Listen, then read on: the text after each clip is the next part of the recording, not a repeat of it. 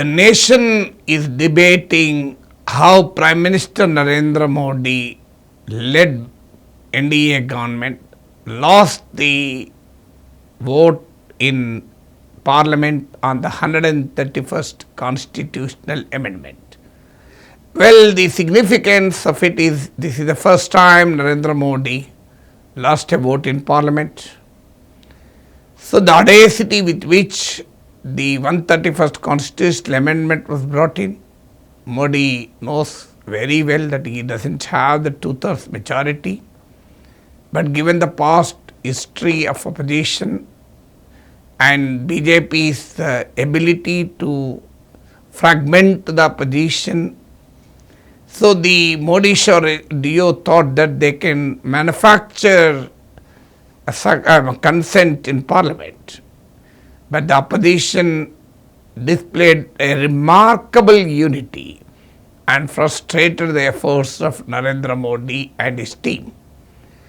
Thus, Narendra Modi led National Democratic Alliance launched a propaganda blitz on the Parliament vote fiasco.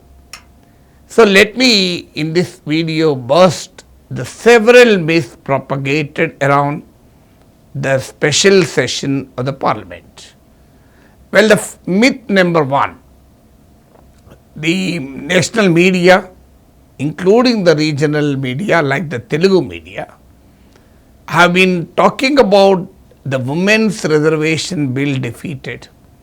Opposition defeated Women's Reservation Bill, and women failed to get their dreams accomplished. Such headlines and projecting Narendra Modi as the greatest feminist and opposition as anti-women. So the myth number one is the Women's Reservation Bill defeated. It is absolutely false. Is it true? Women's Reservation Bill is no longer a bill, it is a law. How can a law be defeated? We should understand the difference between a bill and law. Before it was adopted, it is considered as bill. The government of India introduced 3 bills. One is the Constitutional 131st Amendment Bill, 2 delimitation bill, 3 Union Territories Last Amendment Bill. So if you look at the nomenclature of the bill, there is nothing like a women reservation bill. And in fact, the Women Reservation Bill was adopted and made a law way back in September 2023. Surprisingly, Modi, the BJP, nor its allies never thought that we should notify this law. Suddenly they notified the law at 10 p.m., nearly 10 p.m. on April 16th. When the Parliament was debating the 131st Constitutional Amendment. So the question comes is, why did Modi not notify a law which is already enacted by Parliament way back in 2023 September? So what prevented him from enacting the law for such a long time? Is this the commitment to the women's reservation? At that point in time, that is in 2023 itself, the women's bill was unnecessarily linked with the delimitation and the census, therefore the bill could not be implemented. So the bill still, the law, not the bill, the law could not be implemented, thus still remains in force. If Narendra Modi regime wants, they can just introduce a simple amendment to the 106th Constitutional Amendment that enacted women's reservations by dropping the clause. So they can draw a simple amendment to Article 334 of the Constitution, dropping the clause that this law will be implemented from the next census after the adoption of this, after enactment of this law and the delimitation thereafter. So that simple link between implementation of women's reservation and the census and delimitation is removed, the women's reservation law can be implemented from now itself. In fact, it should have been implemented in 2024 elections, but Modi government chose not to implement by making this unnecessary linkage. There is absolutely no link between women's reservation and delimitation. There is no constitutional mandate or constitutional necessity to link these two things. In fact, as a result, what happened? If it was implemented in 2023 itself, 181 women would have been elected to Parliament. Now only 74 MPs are there in Lok Sabha, which is around 13.6%. Instead of 33%, you have less than 14%. Is Modi not responsible for this? And since 2024 general elections, assembly elections were held in Haryana, Maharashtra, Delhi, Bihar. 1,276 MLAs were elected. And do you know how many women were elected? Only 123, which is less than 10% instead of 33%. Now, when Modi comes and claims to be a feminist, are these not facts staring at him? So how can he say that opposition stalled women's reservation? Opposition defeated women's reservation quota. This is an absolute lie. And it's not just a myth, it's a lie. The women's law, reservation law is already adopted by the Parliament. It is enacted, notified, and no force on the earth can prevent its implementation unless Modi pesters with this unnecessary linkage. So he can jolly well start implementing it from next morning itself. And opposition made it crystal clear that India Alliance has made it crystal clear that they are ready to support if the government comes out with an amendment to the 106th constitutional bill, 106th constitutional amendment bill that was introduced in 2023 and enacted as a amendment by removing the linkage with the census and delimitation.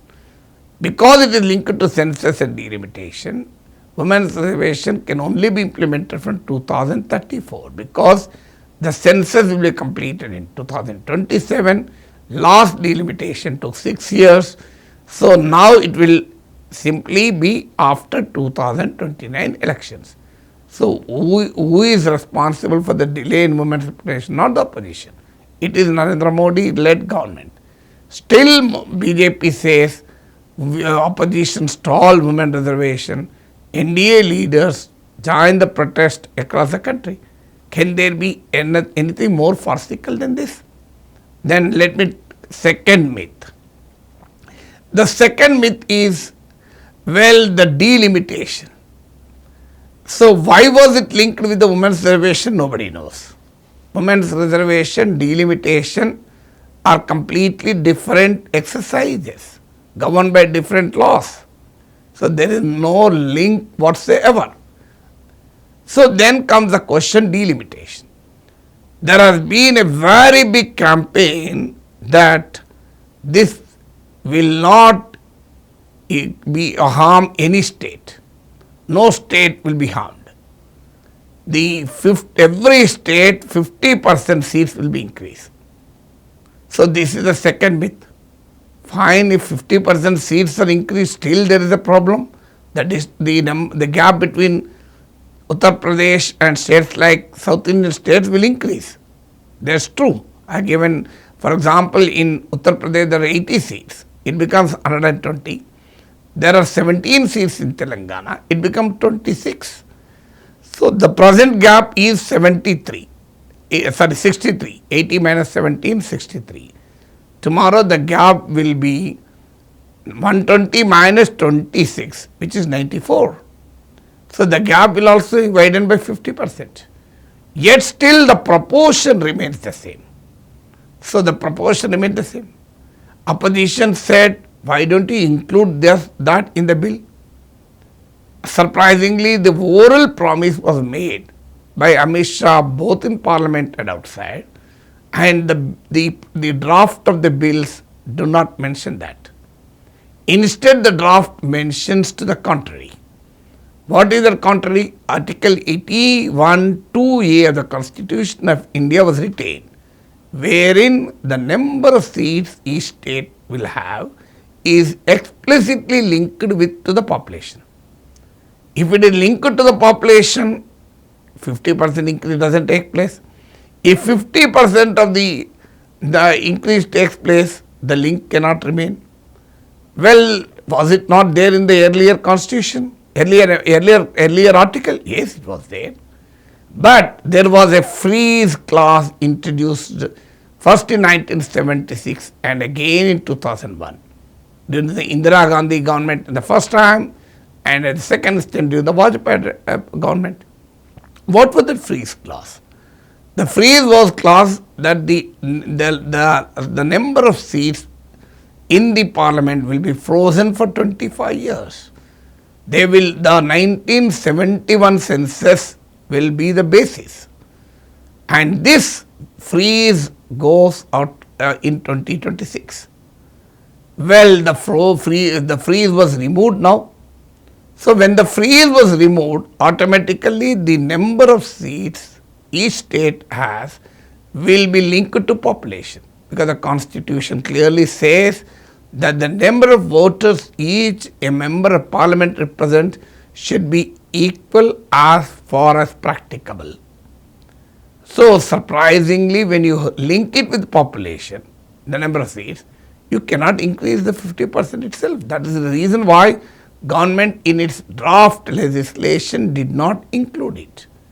But Home Minister Amit Shah says, I am giving this interpretation, I am making this promise. BJP spokespersons argue, you have to believe Parliament, you have to believe the Home Minister, you have to believe the Prime Minister. Well, Andhra people have the experience. What happened on the eve of bifurcation? Andhra Pradesh demanded special category status. So it was not there in the bill.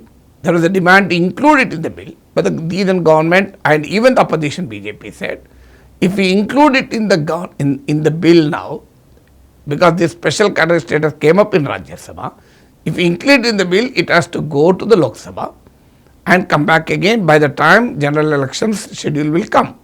So the bifurcation of Andhra Pradesh, the formation of Telangana is not possible. Therefore, it was not included in the law, but Prime Minister Dr. Manmohan Singh on the floor of the House, at the instance of Arun Jaitley, the then leader of the opposition Rajya Sabha, and Venkaiah Naidu ji, the promise to accord special category status to the resident state of Andhra Pradesh was made. Surprisingly, the Modi government did not implement it. What was the argument? The 14th Finance Commission recommended against special category status to Andhra Pradesh. Therefore, we can't give, and it is not there in the law. If it is in the law, nothing can stop, because Article 4 of the Constitution of India says, when a state is bifurcated under Article 3, the supplemental, incidental and consequential measures can be taken. So therefore, when a state is bifurcated, anything can happen. So therefore, because it is not in the law, we are not implementing. This is the argument of the BJP. In fact, the Finance Commission never made any recommendation against giving special category status to Andhra Pradesh. You can check in the 14th Finance Commission report. The Finance Commission only said the concept of special category status became redundant in the wake of the new devolution formula. So now, Home Minister says, believe me, every state will have 50% increase in number of seats. But the bill says completely contrary to this. Well, delimitation commission will follow what is there in the law.